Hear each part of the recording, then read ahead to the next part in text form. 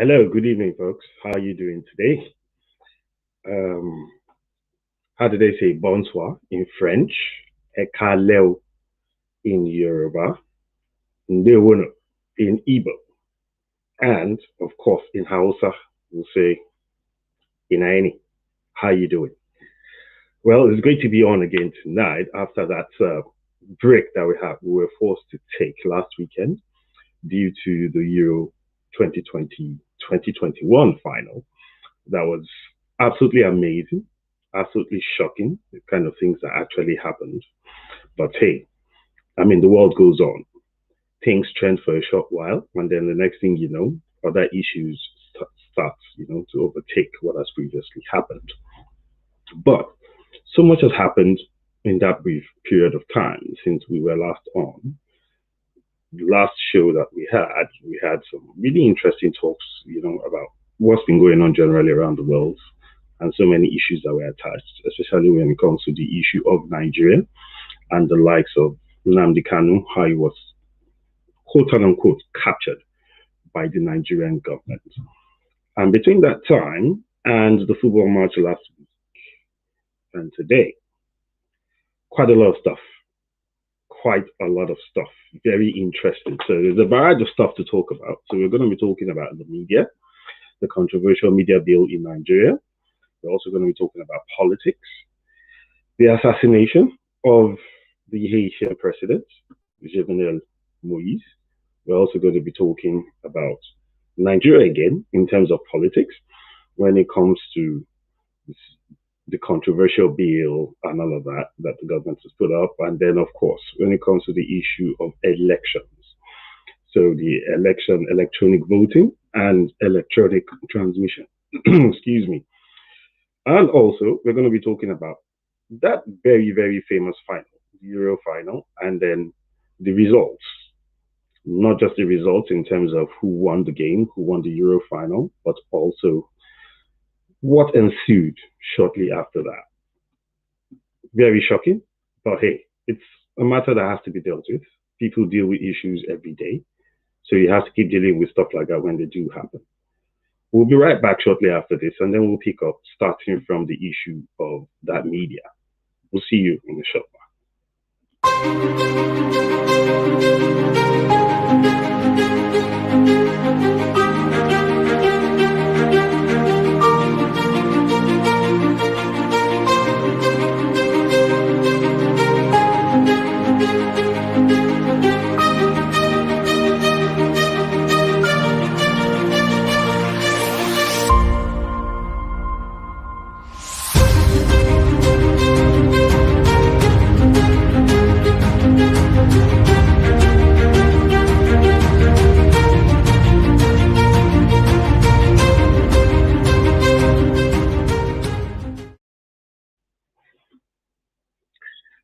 Yeah. Hello, folks, once again. Now, a lot has happened, like we said, when it comes to, world politics, Nigeria particularly, in this instance, where we'll be talking about the controversial media bill. That controversial media bill was initially sponsored by Olusegun Odebumi, who happens to be the chairman, House of Reps Committee on Information, National Orientation, Ethics and Values. Now, there were a lot of stuff, that were inside that bill that a lot of people made a lot of noise about. Now, of course, people were wary generally because initially you had the Twitter ban. And a lot of stuff were associated with the issue of the Twitter ban, namely the fact that it deprived people of their rights to be able to express themselves. Equally, there were some people who felt that the issue of fake news needed to be dealt with, and also that governments should have a say when it comes to social media platforms and how they influence our lives on a day-to-day basis. So when they now introduced this controversial media bill, of course, people picked it apart with a fine-tooth comb. Some of the really, really disturbing, issues around the controversial media bill started from the powers of the Minister of Information. Now, I don't know how people can reconcile, Minister of Information having enough power to be able to run people out of business. That's actually the first issue. The minister would have, under that controversial media bill, the minister would actually have the power to sanction people, to be able to determine which print, TV, radio stations would actually be in operation. Now, we all know that sometimes, abuse of power can lead to arbitrary abuse of power, especially when you have a country like Nigeria where the law is very slow in protecting its own people. So when you now have a minister who has that amount of power to be able to say, you know what, you can't be in business, then that becomes truly disturbing, truly worrisome. Also, they would also have the power of punitive measure for quote unquote airing media houses and journalists, meaning that if you're seen to be offensive, probably towards a government agency, then you will be sanctioned and then you would get into trouble. That's basically what it means. Now, of course, for a lot of people, that is absolutely unacceptable. How do you accept such a situation?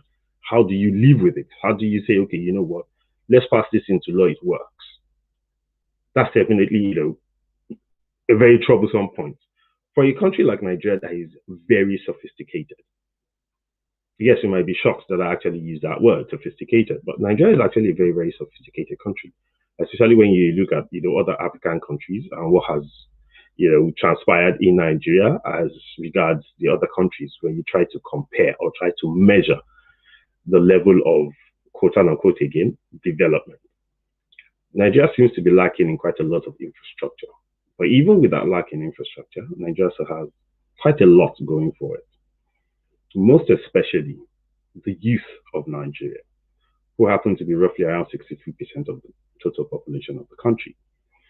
Now, these are well educated, well exposed. They use the internet it's mainstream. Facebook has close to a 90% penetration for people that actually are subscribed to the internet. Same thing with Instagram, which has a very, very high volume of usage in Nigeria. And then the controversial Twitter also has a very, very high usage in Nigeria. Now, when you have such a situation where you have people using the internet to source for information, and then the majority of them also use the internet for work, a lot of small businesses, micro and cottage businesses, use social media to promote their businesses. And then you now wake up and then you now throw a flat ban on one of those social media platforms. Probably for an infraction, which, is still debatable. But then again, when you look at it, one, you have created an uneven level of competition in the country because you have given Facebook, Instagram, Twitch, and all of that. You get an even advantage Twitter by actually banning Twitter. That's one. Two, when you now look at the people who their own segment of the market is actually Twitter, you've deprived those people of their livelihood, which is a pretty difficult thing for them to be able to accept. So, of course, naturally, there'll be pushback, there'll be fight back. A lot of people will say, you know what, you can't do this. So that had made people to raise their backs when this media bill came out. So if you have the power, to dish out punitive measures, then what will happen to indigenous, organizations in Nigeria that you think are erring just simply because they are stating what they think to be the truth, which in most cases are the truth, because you actually have seasoned journalists in Nigeria, journalists that we have seen to be highly successful, and some of them are even in the same National Assembly. Also, you have registration of print media houses. Yes, probably government should be in charge, of registration and all of that, of, print, TV, radio, and all of that. Definitely, that's fine. But there are a couple of gray areas to that. Then you now say you want to criminalize newspaper vendors who, are selling journals or magazines that are not registered. In this day and age, so far, what they're actually putting out there is not offensive to the generality of the public.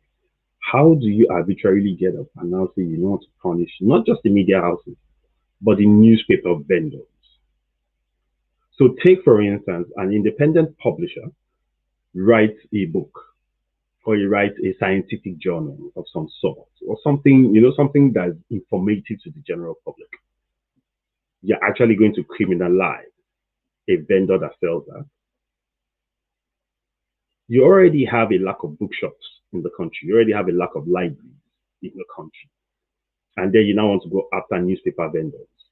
That's absolutely amazing, don't you think? So those are the things that a lot of people are looking at and saying, what exactly are these people doing? What exactly are they trying to do? Is it truly a case of suppressing the press? Is that what this is all about? Is that what the agenda truly is? It calls into question so many other things. Now, they also say that there's penalty for fake news purveyors. Yes, I am of the opinion that people, who do fake news in order to say trends should actually, be sanctioned. For us here, let me speak for myself personally. The reason why we don't do trending news as of the time that it is trending is because we take our time to try and find out what the true story behind the story is, if possible, before we actually get up and start saying anything about it. We try not to state any claims in particular. We always try as much as possible to just generally analyze what it is that is going on. So we do look at people who, in order to trend, they start to fake news into the air. But we have also seen where people in a country where there's very little data available in terms of backgrounds, checks, and things like that, where people are able to source for news. There are investigative journalists that are still alive in Nigeria. David Ude is one, who can actually do their job, go behind the scenes, and go and find out the way things truly are. Now, because there's very little data to back up things like that, some of those stories can come across as conspiracy theories. But if they do come across as conspiracy theories, the onus is on the government to say, you know what, let us investigate this thing. You have the security forces, you have the police, you have the DSS and all of that. They can do those investigations and then confirm whether the investigative journalist was wrong or right. So if it is a case of they're going to take those adequate steps to actually check or checkmate people who are going to be, throwing out fake news into the air and surrounding the whole country with a lot of tension or whatever, that's fine, that makes sense. But just throwing laws at people without even actually finding out if that is what truly works for the people. The government needs to be able to establish channels of communication channels rather with its own people, and then use those communication channels to develop the country. We are not saying that they are doing a bad job. I mean, they seem to be building railway lines and they are trying to build roads and all of that. We've been talking about the anti-corruption laws for quite a while. How successful they are, we can't tell. Time would actually be the final arbiter of that issue when it comes to the anti-corruption drive. But we spoke to quite a few journalists, and all of them were of the opinion that this law, or this bill, so to speak, the attempt to pass it into law, is an attempt to gag journalists in Nigeria. It's an attempt to suppress them. So people need to be able to get up and say, you know what, you shouldn't be able to do this. The press is the fourth estate. They should be able to give the news that's going to checkmate these types of things happening. The issue of corruption in Nigeria, for instance, without journalists, you probably are not able, as a day-to-day individual, to know exactly what is going on. Security agencies don't say anything until probably a case is done. And even at that, They only make public statements that are usually a general issue, or rather a general statement. And then they tell you they've moved it, to the courts. The case is in court now. They can't make any comments on, on that case anymore. It's now up to the courts to actually pass judgment. And then the courts can now say something, or the security agencies can now say something about that particular case. So in that interim, you need to have the ability to read the news. Journalists should be able to do their own job and come up with that story behind the story in itself so that there's a clearer picture. We are not saying that sensationalism should be, should be the order of the day or should be part of journalism. No, that's not it. What we are actually saying is you should have access to the news, real news, which should be done by professional journalists. What we are doing here is not professional journalism. These are just blogs and vlogs. It's not a case of we're trying to be journalists. We know the difference between qualified journalists and, I wouldn't use the word quack, but you have some of them.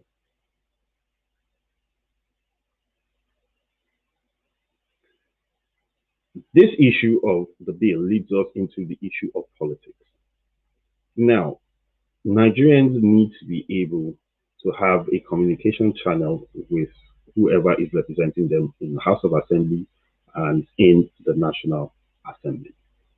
The reason why a lot of these things can happen without anybody being able to say anything is because those laws are passed before you even know what's going on. The media. Now back to you as an individual, you the Nigerian citizen.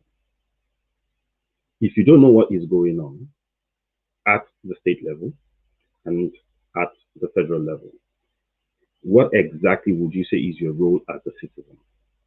It's your civic duty to know what is going on in your country. It's your civic duty to know what the constitution is. It's your civic duty to know the laws and how they affect you. Some time ago, we were talking about the exclusive list and all of that. And the exclusive list is so massive, it's so wide, that there's practically nothing left for anybody else to do in terms of the other tiers of government. That in itself is probably one of the reasons why the development of Nigeria is being stalled. But how many people actually know anything about the exclusive list? So many people don't. So many people have never even heard of it. They don't even know what it is. They don't know what it means. So you do need to know these things. You do need to probably get a handbook. Now, the National Orientation Agency, that is supposed to be one of the things that they do. But unfortunately, we don't see that happening. I personally don't know or haven't seen in recent times what exactly it is that the National Orientation Agency does, especially when it comes to Nigeria and Nigerians. I haven't seen it. I just know that it's a government agency, it exists, it has its own funding and all of that. What the funding is for, I have no idea. If anybody there, has any idea, if you're actually watching this and you have an idea what the National Orientation Agency does, and if they've done anything in recent times, please can you just put the comment and let us see that, and understand what it is that they do. Because they need to inform Nigerians of exactly what it is that it means to be a Nigerian. Nigerians need to have an understanding of what it means to live in Nigeria or to be a Nigerian in diaspora.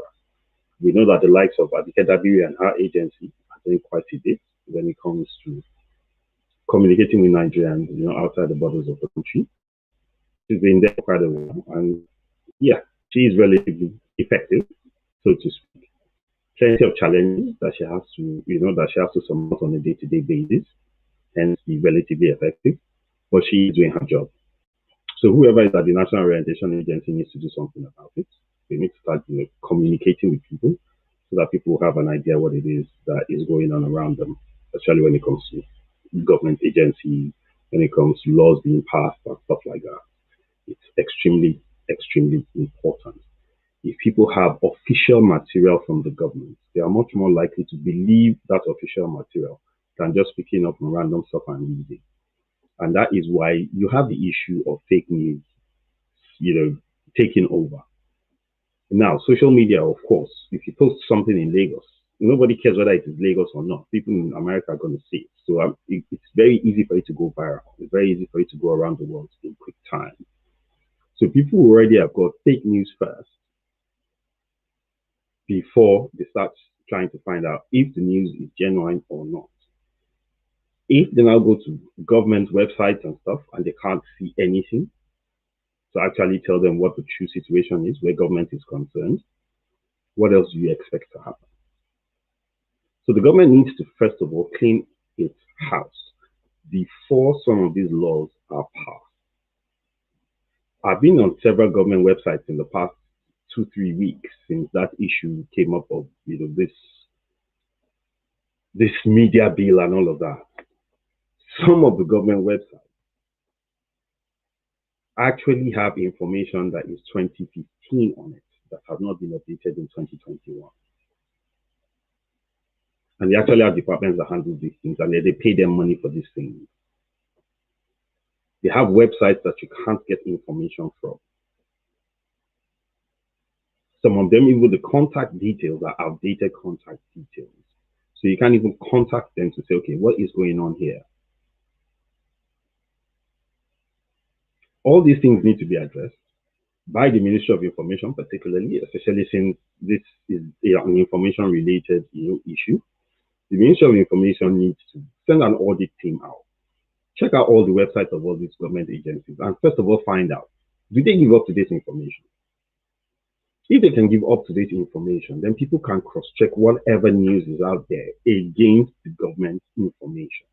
If they cannot cross-check the government information, how do you now come out and say that they are giving false news? There has to be a way for people to verify. If people can't verify, then you can't make that claim. I'm not a lawyer, but I'm just saying. Because you don't come after the fact to come and start giving information when people have to source information themselves. You are the one causing that gap. You're the one causing that chaos. You need to address it. And I think somebody needs to tell the Minister of Information that this is extremely important, especially if they want to be able to pass bills that are going to be effective towards managing news and fake news in the country. It is extremely important. They need to do something about it. It is terrible. It has led Nigeria down the path of near anarchy. You can see what is going on in northern Nigeria. You can see what's going on in eastern Nigeria. And you can also see what's going on in western Nigeria now as well. A lot of these things is because people don't actually have a source of government information. If people are disconnected from their representatives are disconnected from the people. Now, I was saying just a few days ago that I was not sure that the National Assembly was representative of the Nigerian people itself. A good friend of mine was arguing with me on social media. Anyway, we tackle each other very regularly, but in a very jovial, and amicable manner. He was of the opinion when we were talking about the election transmission results and voting and all of that, and e-voting and e-transmission. He was of the opinion that Nigeria was not right for that. We are saying that there is data to back it up that Nigeria is right for it. But in order for you to truly understand the effect of this voting in itself, of that bill in the National Assembly, you first of all have to look at the people that voted for and the people that voted against. So when states that have near 100% penetration when it comes to the internet are voting against electronic voting and electronic transmission, there's an agenda there that is most likely anti-people. That is my own personal opinion. Because what you should be striving for is for Nigeria to be able to move in leaps and bounds, not a case of throwing up 20, 15 years back. What is the point of you saying that you can do e-voting, but you can't do e-transmission? It's the same internet infrastructure. It's the same. Now, if you actually have telco masts and all of that spread all over the country, and then there are some certain areas that you don't have that present, take a look at the figures. You probably see that you have close to 70 or 80% coverage when it comes to telecommunication masts all over the country. So in that case, it is cheap enough for INEC to be able to pay for satellite boxes to be able to transmit via the internet. Are they expensive? No. If they want, they can reach out to us. We can tell them how much it is and we can tell them where to get it. It's on the internet. It's free information. It's readily available.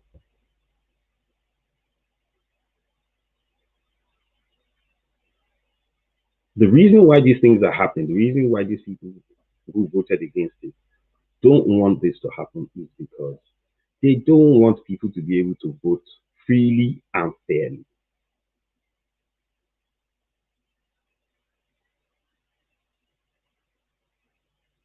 There are loads of people out there who want to give their best to the country. They want to be able to contribute their own quota and proudly beat their chest that they are Nigerian. They want to be able to hold a Nigerian passport, excuse me, and walk into an embassy and get a visa and not be looked down upon because they are Nigerians and holding a Nigerian passport. They want to be able to travel abroad and have respect as a Nigerian. So they are ready to give their all towards the country. But these people will never get into office because of these types of voting that is currently going on. It won't happen. Even if you look at even the party structures that you see. You can go and check out our YouTube channel. You can check, quite a few of the videos that we've previously done, interviews, where we interviewed quite a few politicians, even a lot of them from the ruling party, and you can hear what they have said.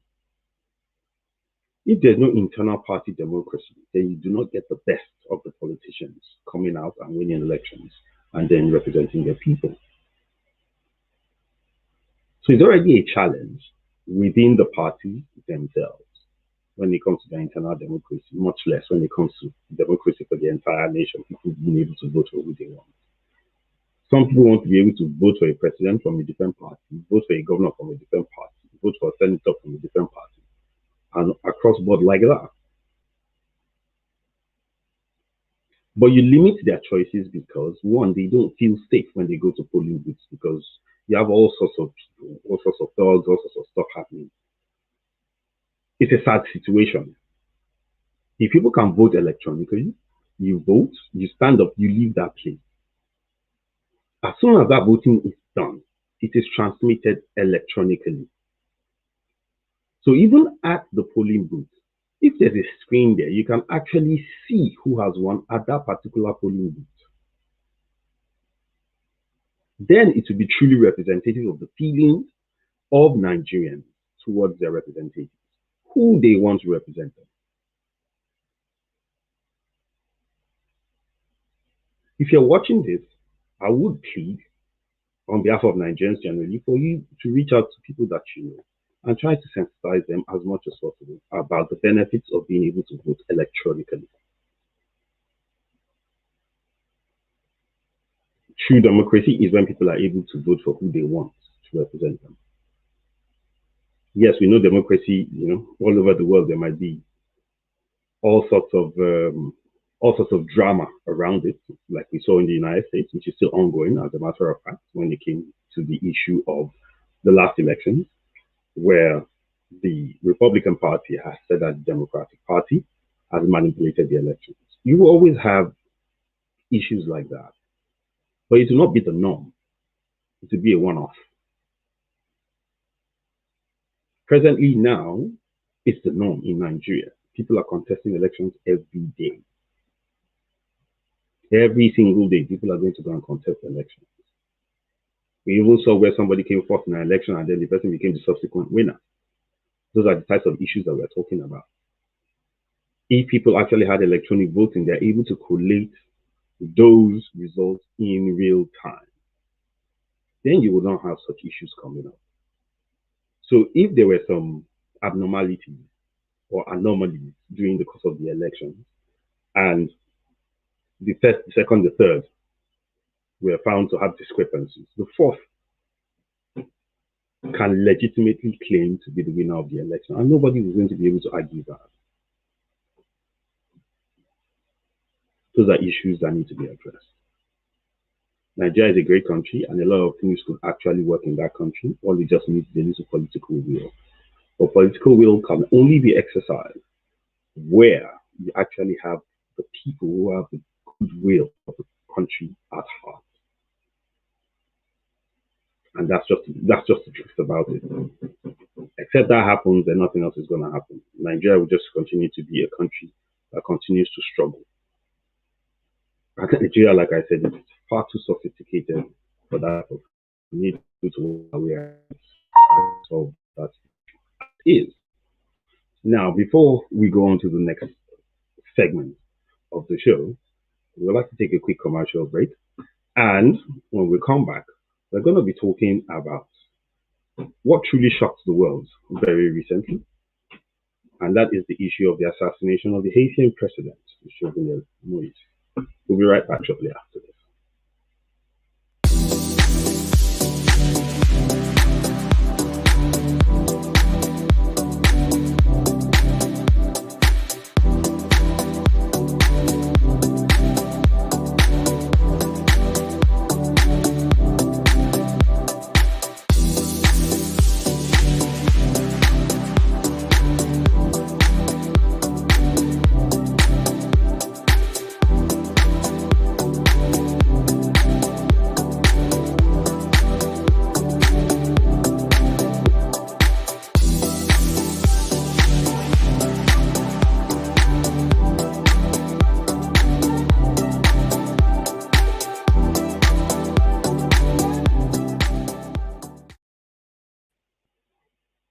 Hello, folks. So welcome once again to another edition of Just Manta. And tonight we're talking about a variety of issues. It's an open panel, so anybody is free to join us. All you have to do is just send a message and we'll send you a link to come on, or just drop your comments in the comment section and we'll put them on the screen and go through them and we can discuss whatever your own thoughts are as regards the issues that we're discussing. So previously we were talking about Nigeria. We were talking about the issue of the controversial media bill. We're talking about politics. We're talking about electronic voting and electronic transmission. Things that are not rocket science, but they decided that, it needs to be as cumbersome as possible for Nigerians to have access to that. Nigerians, both at home and abroad, have been having, long discussions around these issues, and it's become truly worrisome for all of them, especially when you look at the state of insecurity, not security, insecurity in the nation, and some of the things that have led to that level of insecurity. Now, on July 7th, the world was sent into, a state of shock. Haiti is the first, former colony to become an independent country. They gained independence in 1804. With Jean-Jacques Dessalines as its first head of state. Haiti has always been a troubled country, with the average time rulers spend, in office being about 2 years. Especially since, the time of Dessalines, who went through a brutal assassination. It was chopped up into little pieces and all of that. And that's been the average time that their rulers have spent in office. So recent times, when Jean-Bertrand Aristide ruled for 5 years. Though, incidentally, he himself, had been ousted previously in a coup, just after 8 months of taking office, and then he was now returned into office and served a full term from 1996. The only exception to this really short time that Haitian presidents, spent in office is during the terror years of the Duvaliers.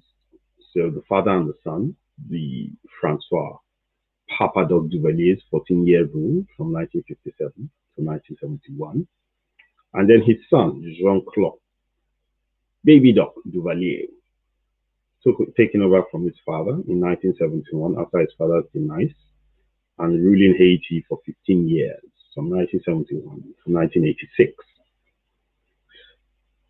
Haiti has always had loads of problems. In recent times, Haiti had more or less been overrun by gangs, and then the president had a running battle. The president himself was undergoing an issue of legitimacy. There was a little, misunderstanding about if he had, run his full term in office or he had not run his full term in office. So there were lots and lots of issues around it. People clamoring that he should go. Some people saying, you know what, he didn't get sworn in as of the time he was supposed to be sworn in, so he still had a little bit of time to go. But the world was now shocked, you know, by the brutal assassination of President Moise. President Moise was in his bedroom, in his house, in his residence, and then assassins went in there and then shot him and his wife. Moise being shot, he initially survived, the wounds and all of that. His wife survived, but he died eventually. And then the whole world, spun out of control. How could this happen in this modern time? How could the president be assassinated in his own home? What happened to his security guards? Now, of course, a lot of controversies around the issue, especially when you look at some of the videos that you have online. We are not going to be playing any of them because, like we said, we are always careful about what it is that we put out there until there's clear verification of those sources before we're able to put any of those things out there. Now, Moise, when they attacked his residence and all that, there were purportedly shouts of, this is the DEA and all of that. Quite a few people have been arrested. Most of them were the actual assailants. They were Colombians, but there were 2 Haitian Americans amongst them. And one of them is actually a doctor from Miami who has been arrested as well in connection with it. He is said to be the mastermind, though that is still in contention. There's still strong investigations around it. The United States has decided to give a little support by sending in, a couple of FBI agents to go and support them in trying to unravel the mystery of the Haitian president being assassinated by foreign mercenaries. Very terrible situation. As of today, his wife, who was lucky enough to have survived and underwent surgery in the United States, has now returned to Haiti. She's going to be attending the burial of her husband, the late President Jovenel Moise. Moise had a troubled time in office, but Haiti has been a troubled country. A lot of things have happened in that country, earthquakes and all of that devastated the country, poor economic policies over time, bad governance. So you just don't know, what's going to happen in Haiti next. So we're just going to say that we wish them the best, and we hope that these issues that they've been undergoing, are going to end sooner or later. They're supposed to be the flagship when it comes to African, or rather, when it comes to black countries, because they're not in Africa, they're the Caribbean. So they're supposed to be, a flagship country, being the very first to have gained independence. And their independence did not come freely. It came at a price. There was a bitter battle between, the blacks who were slaves, so former slaves, that's at that point in time, on the island, who fought against both the French, the British, the Spanish, and at some point the United States, before the United States eventually came back, and conquered them in the course of World War One. But they did fight, long, hard battles, and they did become the first independent black country in the world. So we do wish them all the best, and we hope something happens soon enough to turn the fortunes of that country around. Now, on to football. The most controversial thing that has happened in recent times when it comes to black people, so to speak, was the Euro 2020-2021 final. Now, how would a football match, turn into such a controversial issue? How would a football match divide a nation clearly down the line? How can the unity of a country be totally affected by just a football match, you would say? Well, football is something that, the English are very, very passionate about. Billions are put, behind their football league. A lot of sponsorship, a lot of adverts, a lot of infrastructure. They spend a lot of money on bringing players, foreign players into their leagues as well to try to bolster it up as much as possible. Players earn lifetime fortunes, some 2, 3 generation fortunes by playing in the English league. So there's a lot of passion when it comes to football in England. Of course, a lot of people were excited about England being in the finals, especially the English. They were pretty excited, and there was, continuous chants of "it's coming home," and all sorts of, ads and all of that. Jolly good time, wouldn't you say? Well, the finals did happen. England lost 3 penalties. It was as if 30% of the population of the country died at that point in time. It was so horrendous for them that they actually decided they needed somebody or some people to lash out at. Now, who would they lash out at? Of course, the unfortunate young players who actually lost the penalty. So you have 3 young lads. The first one, Jadon Sancho. I think Sancho is what, 20, 21. Rashford is 23. And then you now have Bukayo Saka. Bukayo Saka is just 19. These are 3 young lads who are wearing boldly the 3 Lions shirts, who have been a part of the game from the very beginning all the way to the final. They're on the team. So if they were not participating, come on. They wouldn't just have been put on the pitch in the final and said, go and play penalties. They were qualified to be players there. Raheem Sterling, fortunately, was not amongst, or should I say unfortunately, was not amongst the set of players that lost, the penalties and all of that. So he is not prominently featured when it comes to the racial abuse and the racial slurs that came after that. But Raheem Sterling performed fantastically when it comes to the tournament. He opened, scoring twice, I think. He was an integral part of the team. He was very pivotal to most of their successes on the pitch. Of course, in conjunction with Harry Kane, they did very well. They got to the final, though I think it was, by a dint of luck, not exactly a case of they were the most fantastic or one of the most fantastic teams when it comes to the tournament, but they did get to the final. And then these 3 young lads had the courage to step up, face goalkeepers and just the net in a final of that magnitude. Now, don't forget, there were political undertones when it comes to that game. So, England being just, stepping out of Europe in terms of the Eurozone and becoming an independent country all over again.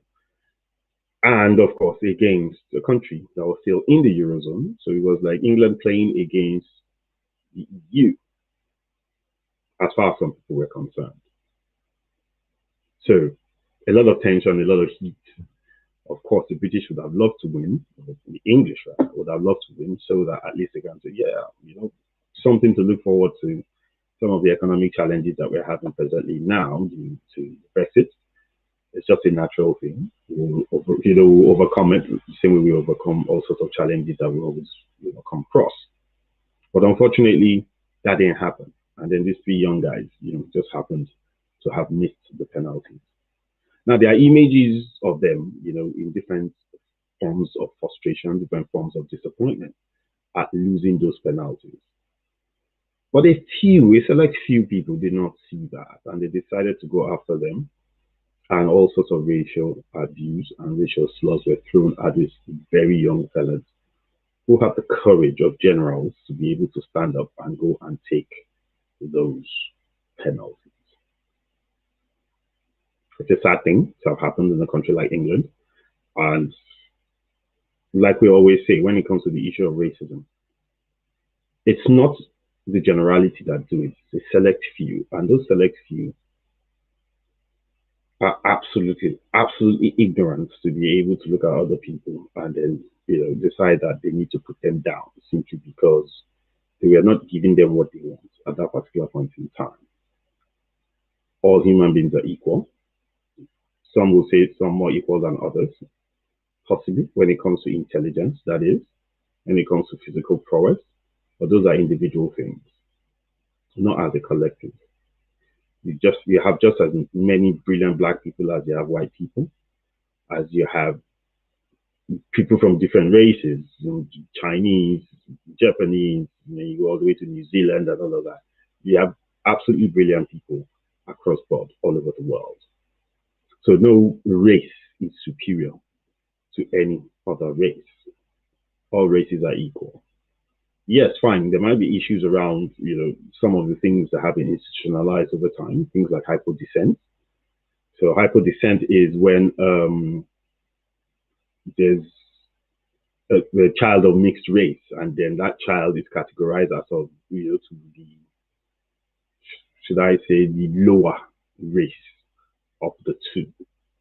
So if the father is white and the mother is black, they say that the child is black. If the father is black and the child is white, they still say that the child is black. So that's hypodescent. So there are things like that people still debate, and people still wonder why you have hypodescent and why it's being practiced. So maybe that is responsible for some of the things or some of the misinterpretations of the issue of race. But these three young lads did not deserve to go through those type of horrors. They didn't deserve to be treated like that. Marcus Rashford, for instance, I mean, his own money, and then he's raised, close to £20 million to feed the children who are in school, because it was something that he enjoyed as a child, and he felt that it should not be scrapped. It should be something that should be continuous in England. And he has worked assiduously and tried very hard to make sure that it is brought back into schools for children to be able to have free meals when they're in school. So if a young lad like himself can be that philanthropic, if he could be that sort of a visionary to do things like that, then why are you abusing him? Because I'm not sure that, he would sit back and say, feed only black kids or feed only kids from my neighborhood or that kind of thing. There's nothing discriminatory about what he's doing. So he shouldn't have to suffer that type of stuff. Neither should any of the other players as well have to suffer that type or that level of racial abuse. It's not good for anybody. It's not good for your neighbors. It's not good for the people you know and all of that. Every white person probably knows one black person somewhere that they look at and they say, oh, this is a really nice guy. So if you can look at one person and say, this is a really nice guy, then why do you have the issue of racism? You have people traveling all over, different countries and all of that, and mixing, interacting with different people. And when they're having fun, nobody remembers anybody's race. It's only when things go a little bit awry that they start, to point figures or start to figure out that somebody is not of the same skin color as themselves. It's an unfair thing to do to anybody, especially to young lads like this, who are proud enough to step up and wear the national jerseys of their countries and represent their countries at the international level. They should be given a lot of respect. They should be given a lot of support. And as a matter of fact, they should be adored for the role that they have played in representing their countries. And we hope that at some point things will change. But very soon we will be talking to a very, very interesting lady. She is a historian. She is mixed race. So that's half and half, half white, half black. Yeah, she's half white, half black. But anyway, when she comes on, she'll tell us a bit more about herself. She gives some deep, deep history lessons about Africa and trying to remind Africans that they do come from very strong, very rich, and highly intellectual backgrounds, especially when it comes to history. She has a platform where she talks about history, where she gives lessons and all of that, both to the young and the old, for people who want to be able to relate back to their ancestry back in Africa, trying to understand a little about where they originally come from and all of that. So we're going to bring it out on sometime soon. And she's going to be telling us a little bit about, one, her experience being mixed race, and then two, her experience in trying to disseminate information around African history. I have been on one or two of her sessions and I was blown away because there are so many things that I actually thought that I knew that I didn't know. So I learned quite a bit. And I have a background in history, so that's absolutely amazing for her to be able to do that. So we'll be very glad to bring her on, and we hope a lot of you will be able to take out the time to watch as well when we do bring her on. I'd like to say a very big thank you to you all for joining us once again. Before we go, of course, our usual talk, and that is talking about social issues, especially when it comes to the issue of rape. We have not given up our campaign, and I don't think we're going to be giving up anytime soon. And one of the reasons why we're not giving up anytime soon is because every day you keep hearing new things about people being raped, both male, female, young, and old. And you have to ask yourself, why is it so prevalent in society? And it has nothing to do with Africa. It has nothing to do with blackface. It's a global issue. It's universal. It's being suffered all across the globe. People are actually, trying very hard to fight against it, but we need much, much, much more people to get up and fight against the issue of rape. Rape is a killer. Some people get killed when they are, subjected to that humiliating experience, that degrading experience. Some people do get killed. But the people that don't get physically killed, they are killed mentally because of the trauma that they go through. What we would say, as usual, is you have to be very careful. You have to keep a close eye on the people around you, especially kids and older people. Old people are very vulnerable. They're just as vulnerable as children. A lot of them, especially rape victims generally, that is, are not able to speak out. They're not able to say what it is that they have gone through or they are going through, simply because people don't listen to them. So there needs to be a bit more sympathy, or should I say empathy, towards people who are going through that horrendous experience. Now, what we'll keep saying is, even if you don't know anybody that it has happened to, even if it has never happened to you, you still need to speak up at some point so that a lot more people are aware. You have hashtags on your screen. You have the hashtag no excuse, and you also have the hashtag no to rape. Please tweet something, post something, say something against rape. Let's try and stamp it out as much as possible across the globe. Let's try and fight against it. So the more we speak about it, the more people are aware. The more people are aware, the more people that go through it know that they can actually speak out and people would listen to them. So please do join that fight against rape, and let's keep the banner flying. Let's keep fighting it. Okay?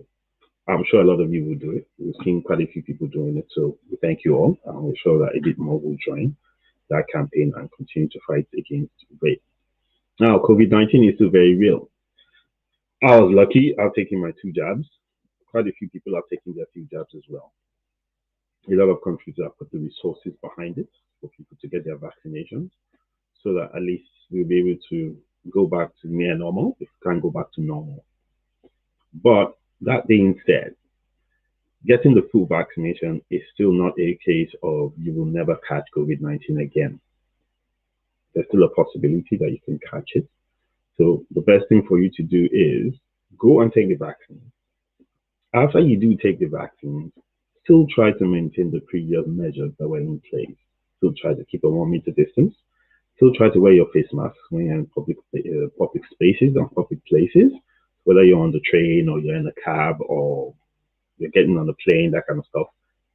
Still wear your mask and still wash your hands as often as possible.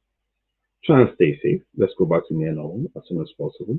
It's disrupting a lot of things. So if we all cooperate and work towards, reducing the rates of the infection, the faster we're going to get to living normal lives again.